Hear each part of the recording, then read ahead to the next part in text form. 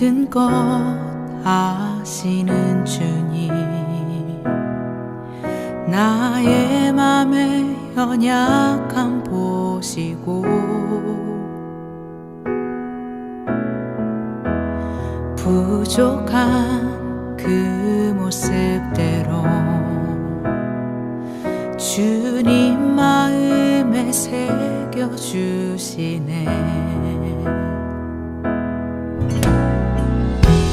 주님께 토로한 마음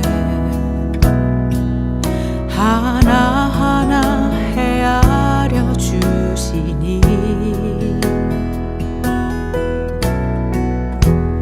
그 마음 그 아픔들을 주님 손으로 품어주시네. 거친 길을 걸어갈 때도 험한 산이 앞을 막아도 빛 되신 주님의 두 손이 나를 붙드네. 주의 마음이 닿은 내 삶에 저민 슬픔을 씻으시는 주님을 찬양, 주 이름을 찬양하네.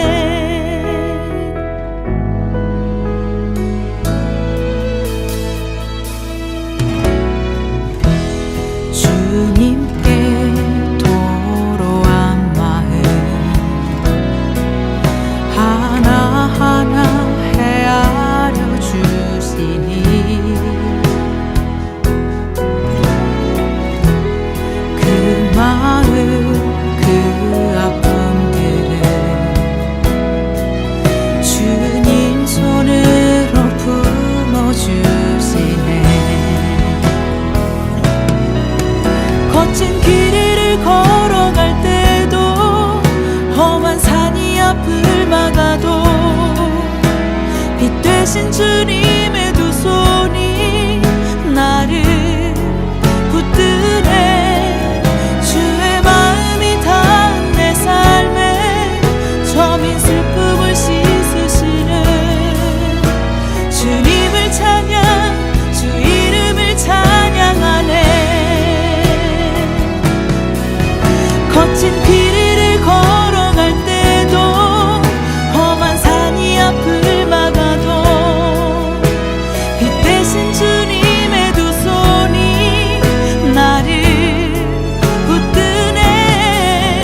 주의 마음이 닿은 내 삶에 저민 슬픔을 씻으시는 주님을 찬양, 주 이름을 찬양하네.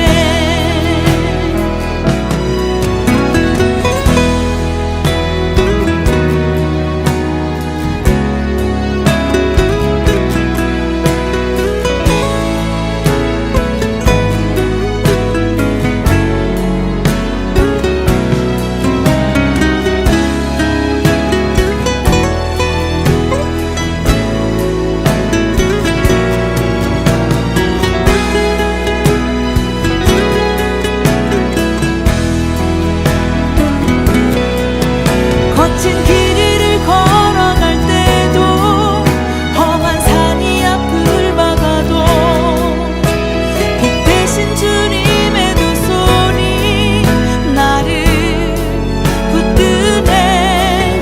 주의 마음이 닿은 내 삶에 저민 슬픔을 씻으시는 주님을 찬양, 주 이름을 찬양하네. 주님을 찬양, 주 이름을 찬양하네.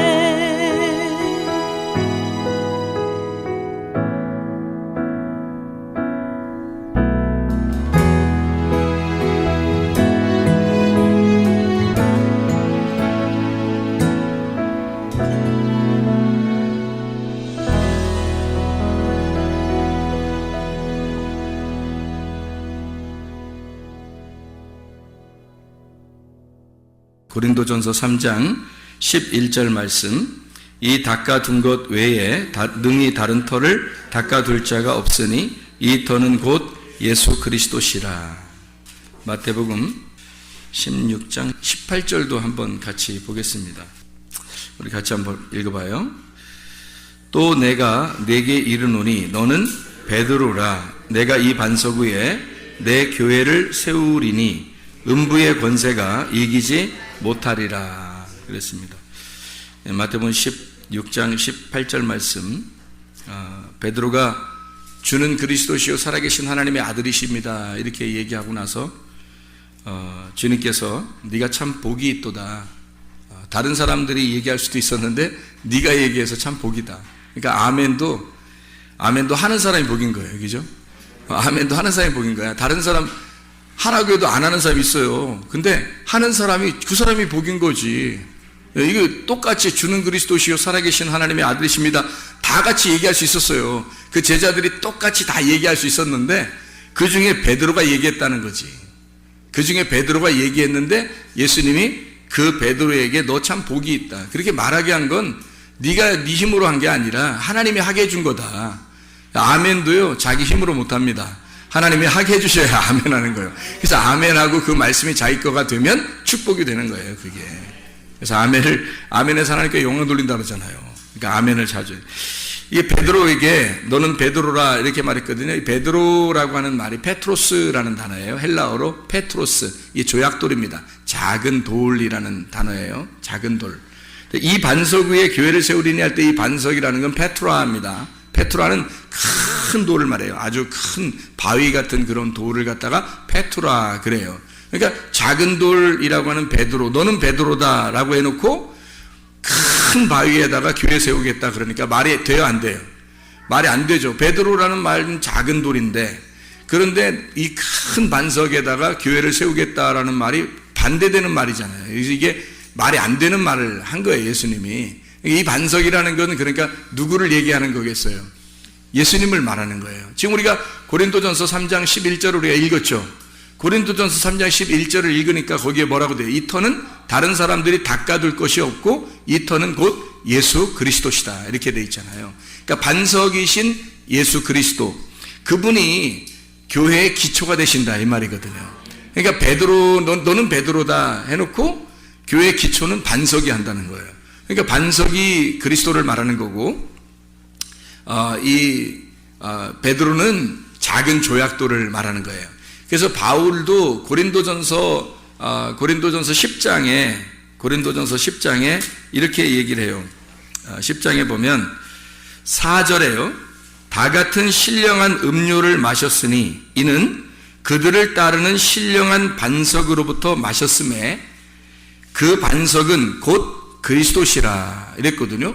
거기 반석이 그리스도라 그래요. 그러니까 큰 돌이 교회의 기초가 되는 큰 돌이 그리스도다라고 얘기되어 있고, 그 다음에 베드로, 너는 베드로다 할 땐 조약돌을 얘기하니까 너는 작은 돌이야. 근데 큰 바위로 내가 교회를 세울 거라니까 베드로 얘기를 한 건 아니죠.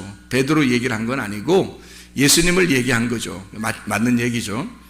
근데 이제 이게 성경을 가만히 이렇게 보니까 이 베드로가 굉장히 중요한 역할을 하더라고요. 베드로가 마태복음 16장에 보니까 너는 베드로라는 거 이게 쭉 얘기하면서 네가 땅에서 풀면 하늘에서도 풀리고 네가 땅에서 매면 하늘에서도 매인다 그래요. 그러면서 이 베드로가 베드로에게 뭘 주냐면 너는 천국 열쇠를 갖게 될 것이다 이래요. 그러니까 천국 열쇠라고 하는 건 이렇게 열어주는 거잖아요. 열쇠라는 건. 그래서 베드로 보고 네가 열어줘야 다른 사람이 그 열린 문으로 들어가는 거다 이렇게 얘기해요. 그러니까 문은 예수 그리스도시고 열쇠는 예수님인데 말씀인데 이거를 베드로가 풀어줘야 된다는 거예요. 베드로가 열어줘야 그 문에 들어간다는 거죠. 그래서 성경을 가만히 이 풀어주는 역사가 어디에 있었나 봤더니 베드로가 사도행전 2장에 보니까 오순절날 말씀을 요에서 2장을 풀어가지고 그 요에서 2장을 풀어서 이 일이 오늘 오순절날에 일어났다라고 이스라엘 백성들에게 선포한 거예요. 말씀을. 그때 열쇠로 풀어줘서 그날 회개하고 베드로의 설교를 듣고 회개해서 교회가 된 사람들이 몇 명이죠? 3,000명. 그때 누가 설교했어요? 베드로가. 멋지잖아요? 천국 열쇠를 베드로한테 줘놓고 베드로가 그날 설교했더니 3,000명이 회개해서 교회가 세워지더라. 예루살렘 교회가. 그리고 난 다음에 이제 사도행전이 쭉 진행이 되다가 바울이라고 하는 사람이 예수 전도가 돼야 안 돼요? 전도되죠. 예수님에 의해서 전도가 돼요. 바울이라는 사람이. 그래서 사울이라는 사람이 스데반을 죽이고 예수님을 만나요. 예수님을 만나가지고 구원을 받거든요. 그게 몇 장에 나와요? 구원을 받는 게 몇 장에 나와요? 사도행전 9장. 그게 이제 사도행전 9장에 사울이라는 바울이 회개하는 장면이 9장에 나와요. 근데 8장에는 뭐가 나와요? 8장에는 사마리아의 복음이 증거되면서 에디오피아 내시가 구원을 받잖아요. 에디오피아 내시가 8장에. 그리고서 9장에 바울이 회개하는 장면이 나오거든요. 그러면 이게 어떤 일이냐면, 마지막에 에디오피아 내시라는 사람은 유태인인데 구원을 못 받았었단 말이에요. 에디오피아에 사는데 구원을 못 받아. 그래서 이 사람이 예루살렘까지 와가지고 예배를 드리고 가는 중이에요. 그래서 이 예배를 드리고 가는 사람에게 하나님께서는 빌립이라는 사람을 보내서 전도를 하게 돼요. 에디오피아 내시를. 구원을 받게 하거든요. 그래, 그가 이제 구원받고 돌아가요. 그게 이 사람이 어떤 사람, 이방인이에요? 유대인이에요? 유대인, 이스라엘 사람이란 말이에요. 구원받고 돌아가거든요. 이 구원이 그렇게 해서 돌아가게 된 다음에, 이 7장에는, 사도행전 7장에는 스데반이 순교를 당해요. 그러니까 이 사도행전 7장에는 스데반이 순교를 당하고, 이제 유대인 일은 끝났다 이런 얘기예요. 그 다음에 8장에 대해서는 에디오피아 내시가 구원을 받았고, 그리고 9장에 사울이라는 바울이 회개하는 장면이 나온단 말이에요. 그리고 난 다음에 10장에는 무슨 장이 나요? 사도행전 10장에 보면 고넬료가 구원을 받죠. 고넬료가 첫 번째 이방인이 구원받는 거거든요. 근데 고넬료가 첫 번째 이방인, 바울을 하나님께서 이렇게 이 바울을 갖다가 이렇게 구원하신 게 9장인데, 이 구원하신 목적이 있어요. 이 바울을 구원하신 목적은 뭐라고 해요? 바울을 구원하신 목적은, 이 사람은 9장 15절에 보니까 주께서 이르시되 가라, 이 사람은 내 이름을 이방인과 임금들과 이스라엘 자손들에게 전하기 위하여 택한 나의 그릇이라 이러거든요. 9장에. 그럼 이방인을 구원하겠다고 바울을 구원하신 거예요. 이방인을 전도하려고 하나님이. 그렇죠? 그러면 사도행전 10장의 첫 번째 이방인 고넬료가 구원받을 때 누가 등장해야 돼요? 바울이 등장해야죠. 그죠? 9장에 이미 구원을 받았으니까, 바울이 9장에 구원을 받았으니까 10장에는 고넬료에게 전도할 때 바울을 보냈어야 된단 말이에요. 근데 열쇠는 누구 줬다고 했어요? 베드로한테 줬단 말이에요. 누군가가 열쇠로 열어줘야 그 다음에 사람들이 들어가죠. 그래서 열쇠로 열어주는 사람이 필요한데 그게 베드로였단 말이에요. 그래서 유대인 전도를 한꺼번에 한 것도, 3,000명 전도하는 것도 베드로가 하게 된 거. 그래서 예루살렘에 교회가 세워졌고, 그 다음에 이제 이방인 전도를 위해서 바울을 선택을 하고 나서 누군가가 문을 열어줘야 된단 말이에요. 그래서 베드로를 보내서, 일부러 베드로를 사도행전 10장에 보내서 열쇠로 열어주라고 그래요. 열어주고 그 다음 11장부터 바울이 등장하는 겁니다. 열쇠가 열려진 그 이방인의 문을 바울이 들어가는 거예요. 그래서 이방인을 위해서 택한 하나님의 그릇이 된 거죠. 이 베드로를 통해서 열어주고 바울이 들어가서 전도하게 되는 역사죠. 그래서 이방인을 전도한 것은 베드로가 이방인을 전도한 건 고넬료죠. 다른 사람들은 바울이 이방인을 전도해요. 이 고넬료를, 이방인을 전도했다가 엄청 요구도 먹어요. 이스라엘 유대인들에게, 자기 형제들에게 엄청 요구도 먹어요. 네가 어떻게 이방인과 함께 앉아 있느냐 막 하면서. 왜냐면 그때 당시에는 이방인이 구원받으리라고는 생각을 못 했거든요. 근데 하나님이 뭐 보냈는데 어떻게? 그래서 베드로도 가가지고 전도가 된 거죠. 사람들을, 이 고넬료 가정들을. 그런데 자기도 뭐 원해서 한 게 아니라 하나님이 시켜서 내가 했다고 계속 변명을 하잖아요. 이 얘기를 여기서 변호를 한다고 스스로. 근데 하나님께서 시켜서 자기도 할 수 없이 했다, 이런 얘기를 계속해서 사람들을 안심시키려고 하고 그러죠. 그래서 사람들이 결국에는 이제 이해하게 되고 바울과 바나바도 받아들이게 되고 이제 이렇게 하는 거죠. 이게.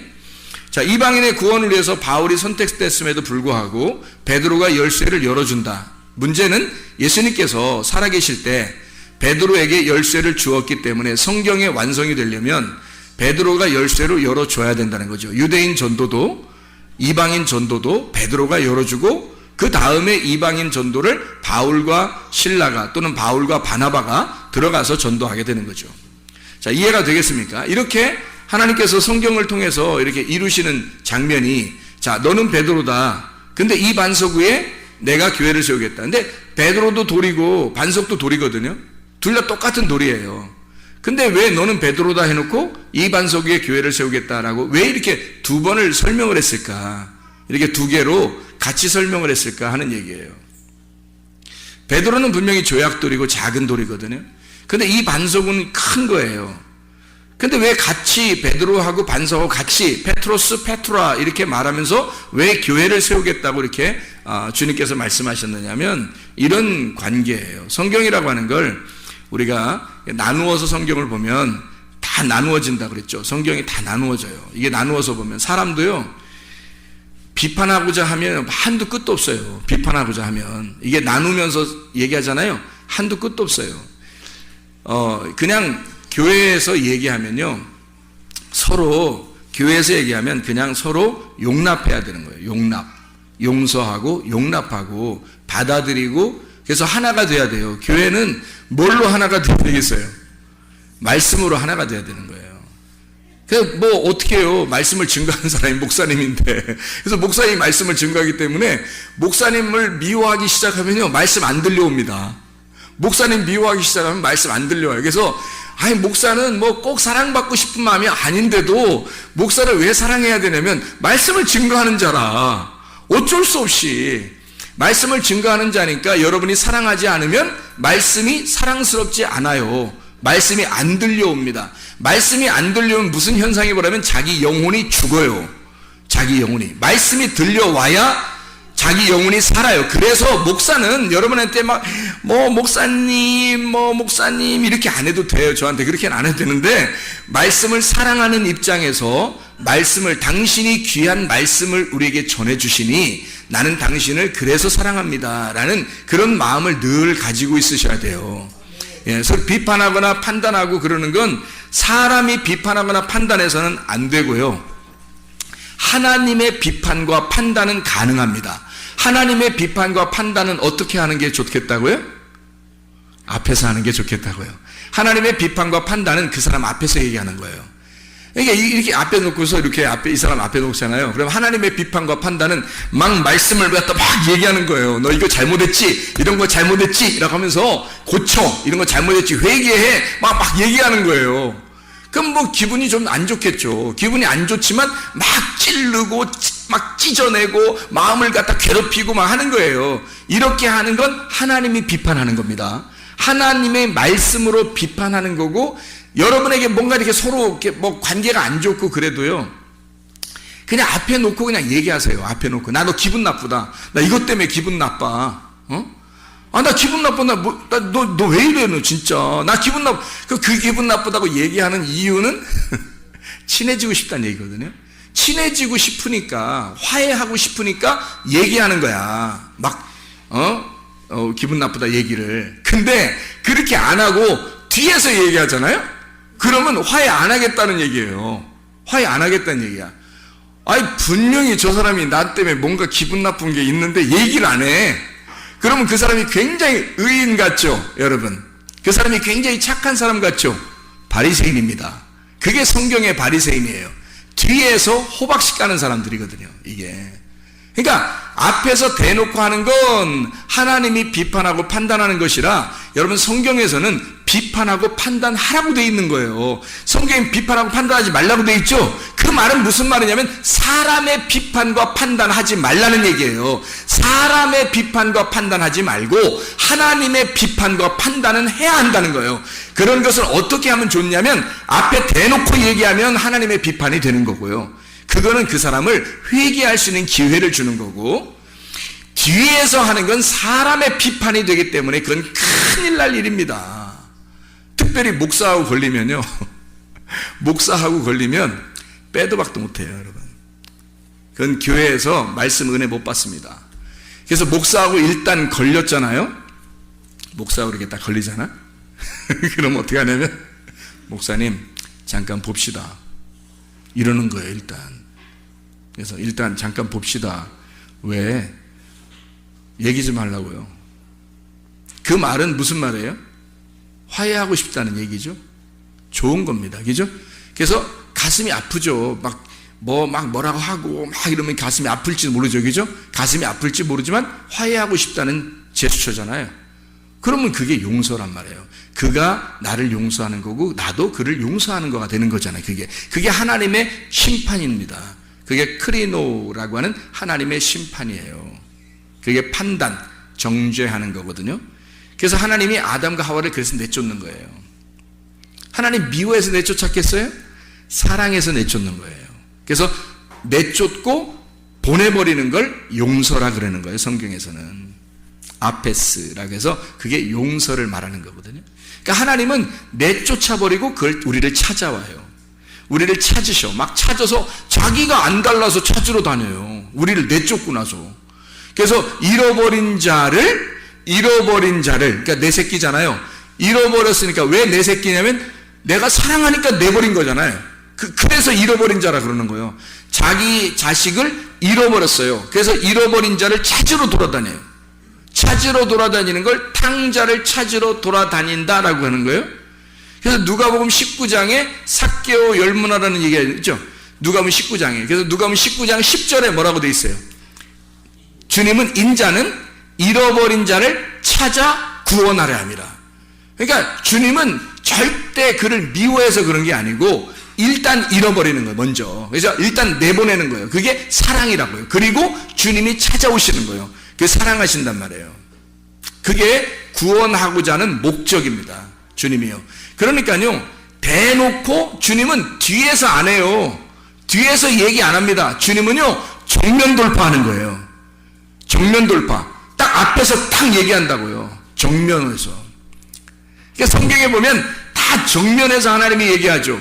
정면에서 얘기하고 사람이 하나님의 얼굴을 돌리고 떠나죠. 사람은 등을 돌리고 떠나고요. 하나님은 계속 그에게 정면 돌파하고 정면에서 얘기해요. 그렇죠. 그게 심판이란 말이에요. 하나님의 얼굴을 쳐다보면 너희가 죽을 것이다 라고 하는 게 정면 돌파예요. 그게 죄인이 어떻게 하나님을 쳐다보겠어요. 그래서 정면 돌파하시는 하나님 만나면 죽는다 너 이거죠. 근데 그 죽는 게 너 죽어야 부활하는 거야 그 말이에요. 너 죽어야 부활해. 그 얘기라는 게 굉장히 사랑하는 거죠. 굉장히 사랑하는 마음으로 정면 돌파하는 거예요. 근데 사람들은요, 비판하거나 판단할 때 꼭 뒤에서 하죠. 꼭 뒤에서. 그게 사탄 역사예요. 뒤에서 혼자 이렇게 떨어져 있을 때 그 사람을 뒤에서 살곰살곰 꼬시는 거거든요. 예, 자기를 이해해 달라고. 내가 상처받았어. 내가 이런 기분이 나빠. 나 좀 이해해줘. 그러거든요. 누가 이해 안 해줄 사람이 누가 있어요. 그렇게 얘기하는데. 다 이해하거든요. 다 이해하는데 교회에서는 그래서는 안 되는 거거든요. 교회에서는 하나가 돼야 되는데 자기를 이해해주는 사람들끼리 이제 모이게 돼. 한두 명씩 이렇게. 그럼 이제 이게 갈라지는 거야. 교회 마음이. 그래서 이게 뒤에서 나 좀 이해해줘. 나 이런 상처를 받았어. 이런 힘들어. 막 이럴 때는 여러분 뭐라고 하셔야 돼? 뭐라고 해야 돼요? 그럴 때는 그래 누구 때문에 그랬는데? 나 목사님 때문에 힘들어. 그래? 그럼 목사님한테 가서 얘기해. 이래야 되겠죠? 무슨 말인지 알겠어요? 이게 해결 방법이란 말이에요, 여러분. 그 그게 해결 방법인데 그 해결 방법을 얘기를 안 해준다고. 어떡해. 목사님이 진짜 그랬어? 얼마나 힘들었겠어? 이런다고. 그러면 자기는 어떻게 돼? 굉장히 의인 되겠죠? 바리새인입니다. 그게 사탄의 말이에요. 그게 사람을 사망에 이르게 하는 말이란 말이에요. 그게. 자기는 굉장히 의로운 사람. 상대방 나쁜 놈 되는 거지 뭐. 저쪽은 나쁜. 둘이 화해 안 해요. 왜? 이해하는 사람이 생겼으니까. 이해가 됩니까? 이해를 제가 구하잖아요 지금. 지금 내가 이해를 구하잖아. 이해가 돼요? 네. 자기 편이 생겼는데 화해를 왜 하겠어?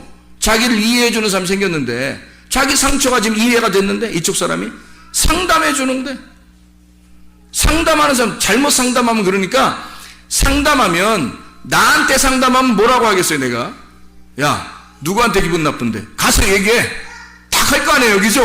가서 얘기해. 그럼 해결될 거 아니야. 아우 네가 뭐 신경질 나서, 다 신경질 난다고 얘기해 가서. 그러면 해결되는 거거든요, 그죠? 근데 그렇게 안 해. 뒤에서 자기들끼리 그랬어 하면서, 자기가 상담자거든. 상담자니까 막 그랬어. 옛날에 우리 교회에서 어떤 사람이 상담한다고 가서 막 기분 나쁘다고, 막 교회 기분 나쁘다고, 목사님한테 기분 나쁘다고 어떤 사람이 그랬단 말이에요. 그러니까 그랬어. 원래 그래. 목사님 원래 그래. 이해해. 네가 이해해. 그랬단 말이에요. 그다음부터 이 사람 교회 나오겠어 안 나오겠어요? 원래 그런 목사한테 나오겠어 안 나오겠어요? 안 나오지. 지금까지 안 나왔어요. 그 사람 때문에. 지금까지 안 나온다고. 이게 몇 년 됐어요. 내가 그래서 얼마나 혼냈나 몰라요. 불러다 놓고. 말을 왜 그런 식으로 가서 상담하냐. 얘기를. 가지를 말지. 응? 목사의 이야기를 그때 너 그러면 안 돼. 목사님한테 가서 얘기하고, 가서 직접 얘기해. 이렇게 했으면, 그 사람이 나한테 왔으면요, 내가 막, 야, 나 너 미워! 막 이러겠어요? 목사인데? 생각을 해보세요. 그렇게 안 한다고요. 다 받아들이고 얘기하고 서로 상의한다고요, 그죠? 그럴 거 아니에요. 근데 그거를 막은 거예요, 그 사람이. 목사님 원래 그래, 뭐 이렇게. 옛날에 엄청 내가 좀 똑부러지게 그렇게 한 거 아니에요. 이렇게 나무가 똑 부러, 이게 살살살 흔들려야 되잖아요, 이렇게 나무가. 근데 똑 부러져. 옛날에 그랬잖아요. 내가 알거든, 옛날에 그 똑 부러지는 거. 걔 똑 부러졌잖아요. 내가 똑 부러졌다고요. 지금은 흔들흔들거려요. 지금 많이 흔들거려요, 이게. 그래도 불의를 기뻐하지 않습니다, 여러분. 사랑은 불의를 기뻐하지 않는 거예요. 그리고 뒷구녕에서 얘기하는 게 아닌 거예요. 앞에서 얘기하는 거예요, 여러분. 그게 사랑인 거예요.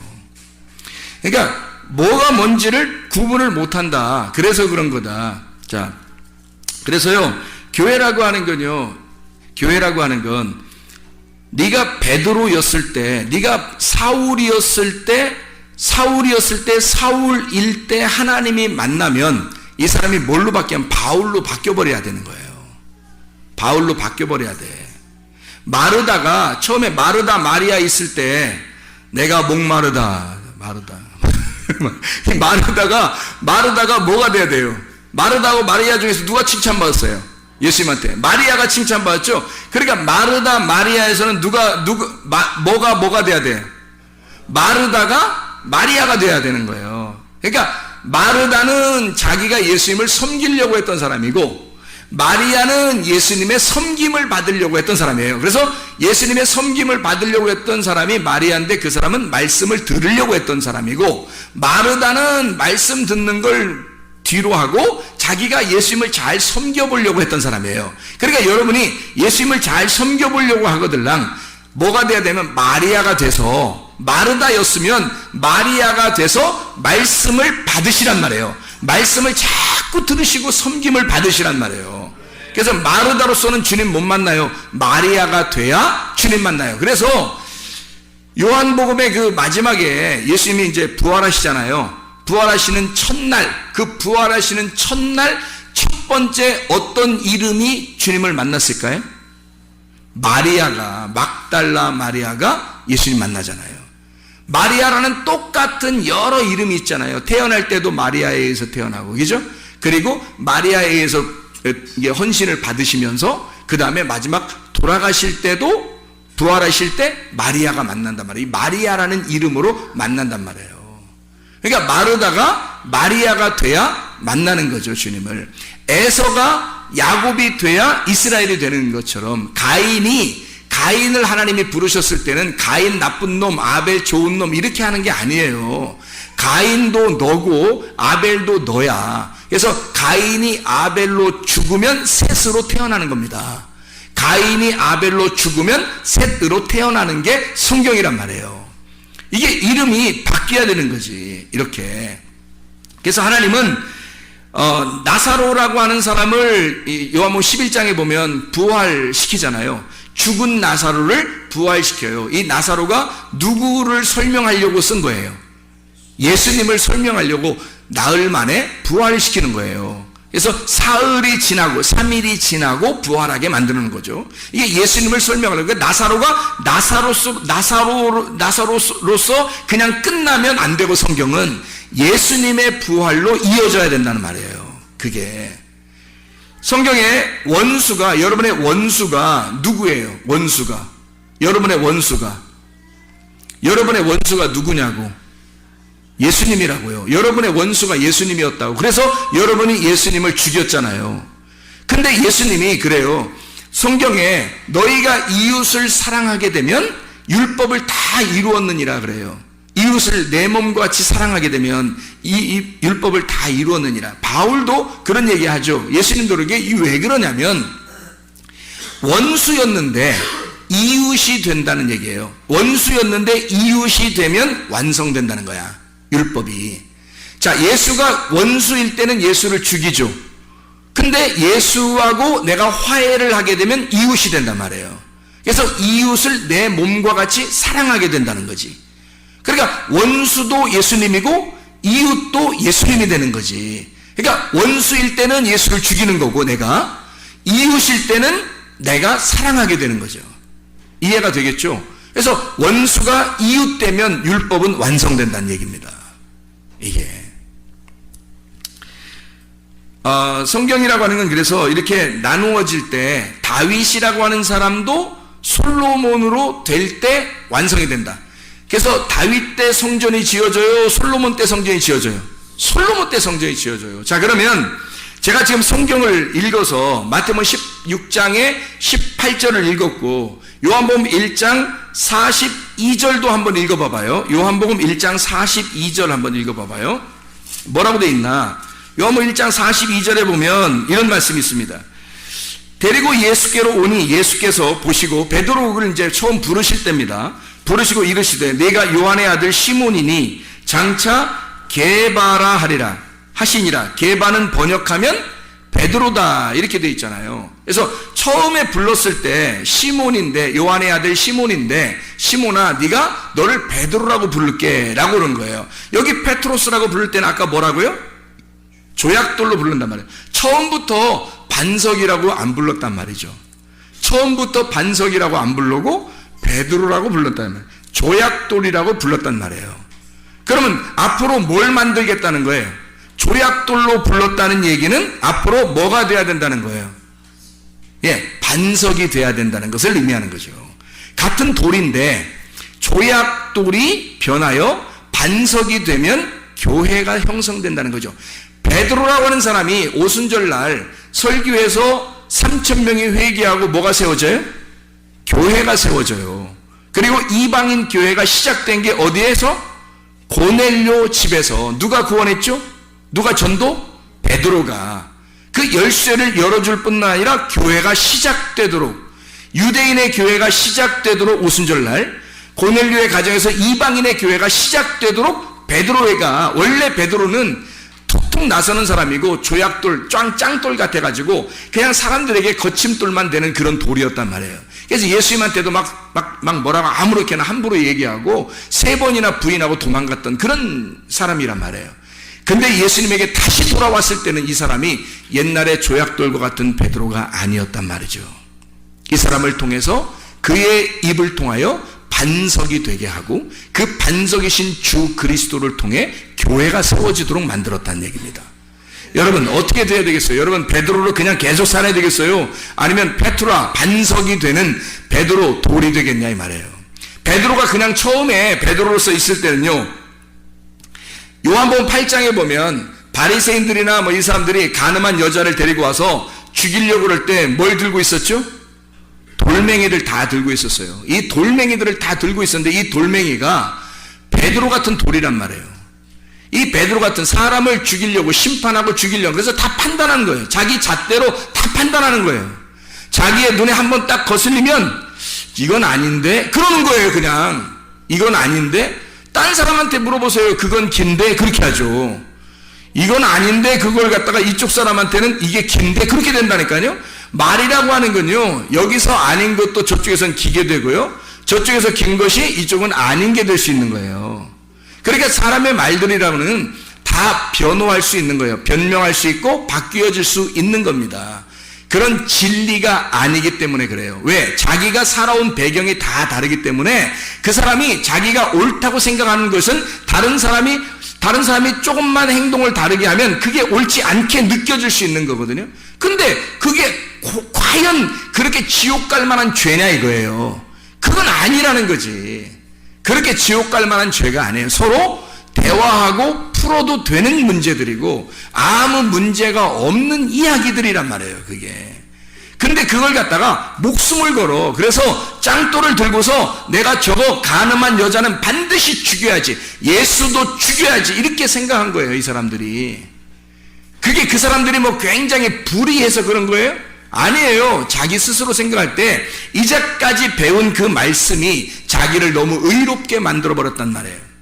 자기를 너무 의롭게 만드니까 다른 사람이 죄인으로 보인 거예요. 그러니까 자기라고 하는 베드로를 들고 죽여버리려고 하는 거죠. 자기가 짱돌로 태어났으니까, 자기는 베드로 같은 조약돌로 태어났으니까, 아직 반석이 되지 못했으니까 3번씩 예수를 부인할 수 있는 거예요. 이 사람이 예수를 떠날 수 있는 거예요. 예수를 비방할 수 있는 거예요. 자기 마음에 안 들면 그렇단 말이에요. 자기 마음에 안 들면. 예수님에게조차도 베드로가 뭐라 하면 나 죽어야 되겠다 그러니까 죽지 말라고 막 그러는 거예요. 예수님 뭐라 그래요? 이 사탄아, 내 뒤로 물러가라 그러죠. 예수님이 말씀이시고 교회에서 진리의 말씀을 여러분에게 증거하는 것 같으면 그 말씀과 그 말씀을 증거하는 자와 하나가 되어야 합니다. 이래야 여러분이 사는 거예요. 여러분 영혼이. 그렇게 안 하면 여러분 영혼 살지 못합니다. 말씀이 안 들려오는데 어떻게 살아요? 영혼이 말씀으로 살아야 되는데. 그럼 아니면 말씀이 들려와서 자기에게 말씀의 영혼을 살리는 교회를 찾아가야 돼요.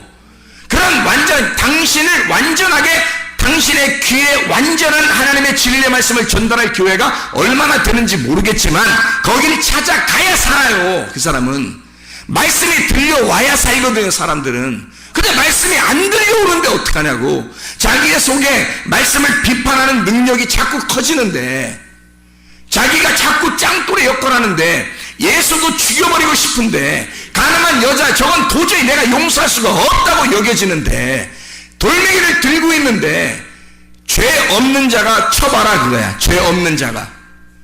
그래 다 놓고 가죠 뭐. 그게 다 놓고 막 쌓여있단 말이에요. 그러니까 예수님이 나도 너를 정죄하지 않겠다. 나도 너를 받아들이겠다. 나도 너를 신부로 받아들이겠다. 그게 그리스도의 몸된 교회가 되는 거예요. 그 돌멩이가 다 내려지면요, 내려져서 돌멩이가 다 쌓아지면 반석이 되는 겁니다. 돌멩이를 들고 있을 때는 예수고 말씀이고 목사고 뭐 가늠한 여자고 죄를 지는 사람 다 죽이려고 그래요. 자기 손에 돌멩이가 있으면, 자기가 베드로의 사람이면, 베드로의 역할을 하는 사람이면 다 죽여버리고 싶어 한다고요 이게. 근데요, 그 돌멩이를 하나씩 둘씩 다 내려놓기 시작하면 이게 무더기로 쌓여지고 교회의 기초가 되는 반석이 돼서 교회가 세워지는 거예요. 여러분 속에 있는 베드로를 다 내려놓으세요. 그리고 반석으로 교회를 세우시기를 바랍니다. 말씀과 하나가 되셔야 돼요. 이래야 여러분의 영혼이 살고 그 말씀을 들을 때 그 말씀이 여러분의 영혼을 천국으로 인도한단 말입니다. 내가 목사가 인도하는 게 아니에요. 말씀이 인도하는데 말씀이 여러분에게 들려와야 그 말씀이 여러분을 인도하죠. 이해가 되시죠? 그래서 우리는 우리 자신들이 베드로로 살 거냐 아니면 반석으로 살 거냐, 내가 조약돌로 그냥 사람들의 거침돌이 될 거냐 아니면 반석이 되어 교회의 기초가 될 거냐. 여러분, 그리스도 예수 안에서 여러분과 제가 하나가 되기를 바랍니다. 베드로로 살지 말고 반석이신 예수로 살기를 바랍니다. 제가 가만히 생각을 해봤어요. 이 한 말씀만 드리고 마치는데, 우리가 지금은 교회가 굉장히 중요합니다. 왜 교회가 중요하냐면 에덴, 아담, 가나안, 성막, 성전, 예수 그리스도, 교회, 성도, 새 예루살렘. 새 예루살렘으로 가기 전에는 지금 교회가 마지막 코스예요. 마지막 코스라 이 교회라고 하는 곳에서 여러분이 생명을 얻지 못하면 희망이 없어요. 여러분, 이게 교회가 마지막 코스인 천국에 가는 길입니다. 이게 새 예루살렘으로 가는 건 죽어서 가는 거고요, 살아서 천국을 느끼는 건 교회입니다. 그래서 교회에서 천국을 못 누리면요, 말씀의 천국을 교회에서 못 누리면 여러분은 영원히 새 예루살렘에 못 가는 거예요. 에덴, 처음에는 에덴 동산이었어요. 창세기에. 그 다음에 아담이었고요, 그 다음 가나안 땅, 그것을 하나님이 정해놓고 하나님이 사람을 계속 가나안 땅으로 데리고 들어가요. 그게 천국이기 때문에 그렇습니다. 성막을 정해놓고 여기 성막에 하나님이 함께 하시는 거예요. 그리고 성전에 하나님이 함께 하시고 예수 그리스도가 이건 내 성전이다, 나의 몸이다, 그래서 내 육체에 나를 죽여라, 이걸 다 헐어버려라, 나를 십자가에 매달아 죽여버리면 그러면 내가 3일 만에 이걸 다시 세울 것이다. 이 성전이 새로 세워진다는 이것은 그리스도의 몸된 교회가 되는 것입니다. 그래서 주님이 죽으시고 부활하시면 몸된 교회가 세워져, 그거를 처음에 열쇠를 베드로한테 줘서 베드로 같은 자를 사용하는 거예요. 베드로가 뭐 대단한 사람 아닙니다, 여러분. 베드로는 여러분과 저와 똑같은 사람이고 같은 성정을 가진 사람이에요. 이 사람이 굉장히 울그락불그락 했던 사람이에요. 근데 그 베드로를 통해서 열쇠를 열게 하고 진짜로 교회가 세워지는, 베드로로 살지 않고 교회를 세우는 놀라운 역사가 일어나게 됐단 말이에요. 이런 교회가 지금까지 음부의 권세가 이기지 못하는 교회가 지금까지 세워졌고, 우리 교회가 마지막 시대에 십자군 군병이 되는 그런 교회가 되기를 소원합니다. 그래서 우리 교회를 통해서 하나님이, 여러분 여기 있는 사람들은 진짜 그냥 엠만큼 그냥 교회만 왔다 갔다 하는 그런 사람들 되지 말고 진짜 무장된 영적 전쟁에 돌입하는 그런 영적 무장을 하는 하나님의 사람들이 다 되시길 바랍니다. 우리 교회가 이런 교회가 되기를 나는 소원해요. 이 교회가 이렇게 마지막 시대 정말 모범적인 교회, 다른 사람들이 울어볼 만한 그런 교회. 야, 다른 교회는 막 쓰러지고 있는데 너희들은 쓰러지지 않는구나, 너희들 믿음은 대단하구나, 너희는 그리스도의 옷을 입었구나, 너희는 영적 전쟁의 옷을 입었구나, 전투하는 옷을 입었구나, 빛의 갑옷을 입었구나, 이렇게 사람들이 우러러볼 수 있는 그런 교회가 되기를 원하는 것입니다. 이런 교회가 돼서 마지막에 새 예루살렘까지 갈 수 있도록, 마지막 코스가 거기니까 거기까지 가기 전에 우리가 왜 여기서 멸망하면 안 되니까 음부의 권세가 이기지 못하도록, 사탄이 여러분에게 끼지 못하도록 말씀과 하나가 되시길 바랍니다. 이게 우리 교회가 되셔야 된단 말이에요. 이런 교회. 그래서 나는 사람이 살면서 가장 중요한 게 뭘까? 사람이 살면서 가장 중요한 게 뭘까? 뭐라고 생각해요, 여러분은? 가장 중요한 게 뭐라고 생각해요? 아니, 진짜 가장 중요한 게 뭐냐? 아까 우리 학생들도 얘기하던데, 가장 중요한 걸 알면 뭐 자기들 이렇게 살진 않았을 거라고 그래요. 뭐 인생 얼마나 살았는지 진짜. 가장 중요한 게 뭐예요? 여러분에게 가장 중요한 건 뭐예요? 인생에서 이것보다 중요한 건 없다. 그게 뭘까요? 죽음입니다. 죽음. 죽음보다 더 중요한 건 없어요. 죽음보다 더 중요한 건 없어요, 이 땅에서. 잘 생각해 보세요. 잘 죽으셔야 합니다. 잘 죽으셔야 돼. 그러니까 잘 생각해 봐요. 태어날 때 뭐가 가장 중요했어요? 여러분에게 태어날 때는 뭐 하나? 뭐 그냥 태어난 거지 뭐. 태어날 때 뭐가 가장 중요했어요?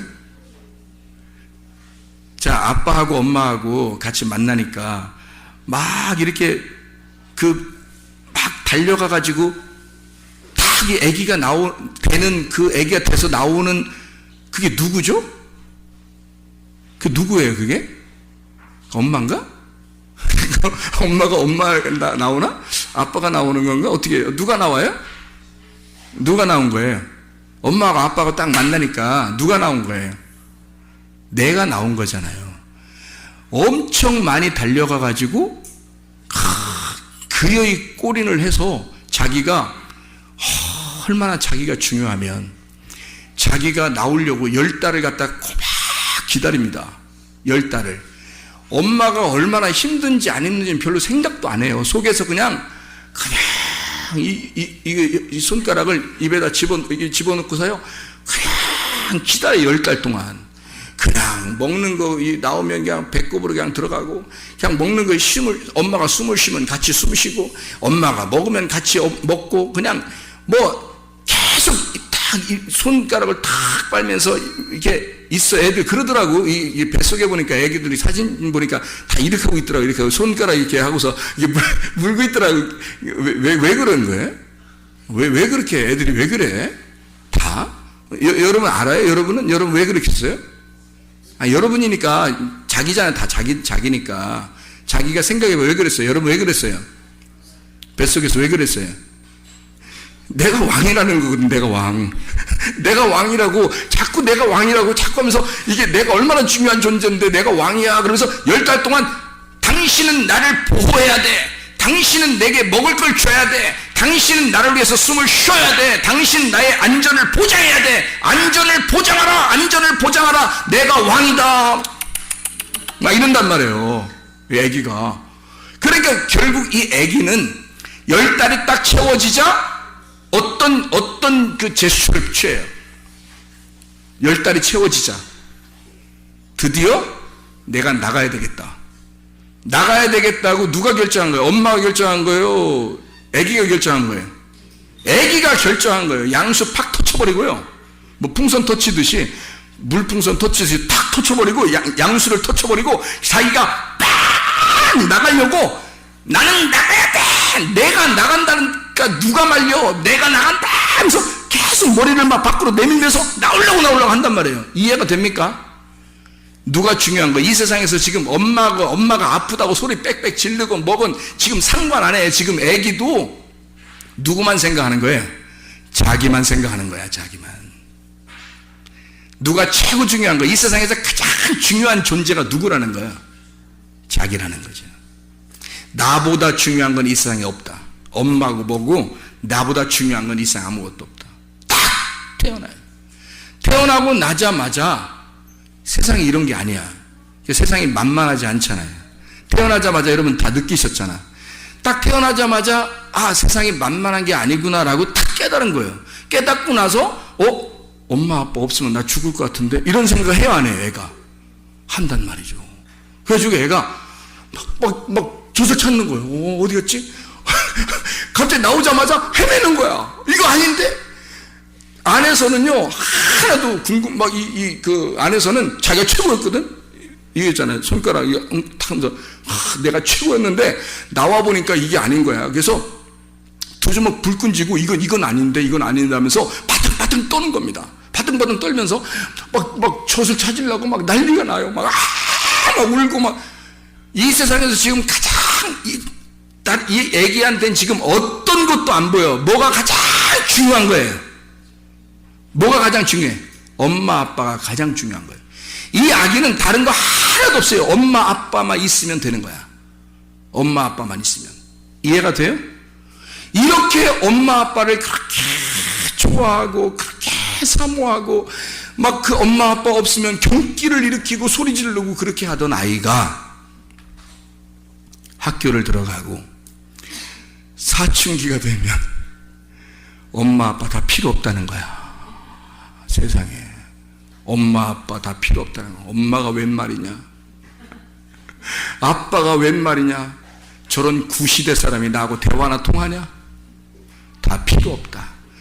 친구보다 중요한 것은 없다 그래요. 친구보다 중요한 것은 없다. 그래서 친구 따라 어디도 가고 막 이래. 친구 따라 어디 가고 친구 따라 어디 가고 막 이런다고.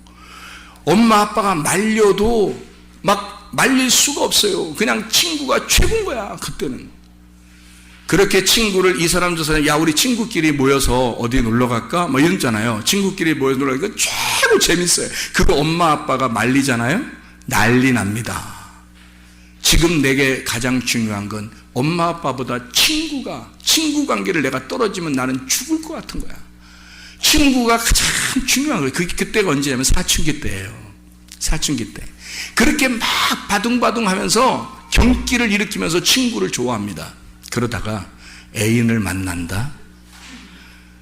남자친구, 여자친구를 딱 만나는 순간 친구 다 떨어집니다.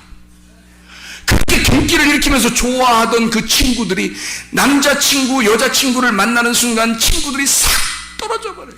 아니, 떨어뜨리려고 한 건 아니야. 같이 만나주려고 했는데 만날 시간이 없어. 만날 시간이.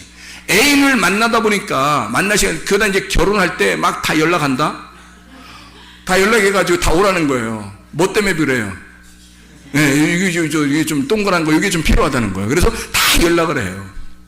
그래가지고 마지막 결혼하는 친구는 진짜 억울한 거지.